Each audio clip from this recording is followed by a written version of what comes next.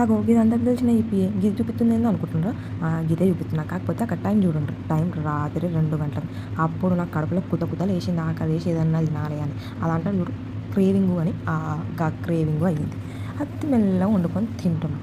అయితే యూట్యూబ్లో నేను పెట్టిన వీడియో ఒకసారి చూద్దామనేసి బక్రీద్ రోజు నేను పోస్ట్ చేసిన కదా, ఆ వీడియో చూద్దామని టీవీలో చూస్తున్నాను. టీవీలో చూస్తుంటే ఒకటి గుర్తొచ్చింది.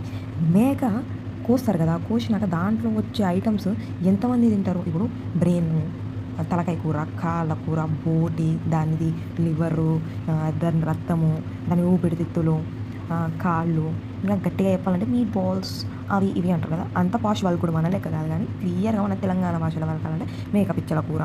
అది కూడా ఎంతమంది మేకలో ఉన్న పార్ట్స్ అన్ని టేస్ట్ చేసిన మన తెలంగాణలోకి అయితే అలవాటు. ముక్కలేందే ముద్దది కదా అన్నట్టు ఉంటాం మన తెలంగాణలో. ఇంకా ఏదైతే ఏంది చెప్పండి, మేకలో ఉన్న ప్రతి ఒక్క పాటుని గుంజి గుంజి తినుడే. ఒక పండగ వచ్చినా ఏమొచ్చినా, పండగ వేరు చెప్పుడు మేకను కోసుడు మింగుడే ఉంటుంది. ఎంతమంది తింటారు ఇట్లా చెప్పండి అన్ని పార్ట్స్. సరే కానీ ఇంకా మస్తు లేట్ అవుతుంది. నేనైతే వంట ఇంకా 3 దాయానికి వస్తుంది. బాయ్ బాయ్, గుడ్ నైట్ దోస్తులు.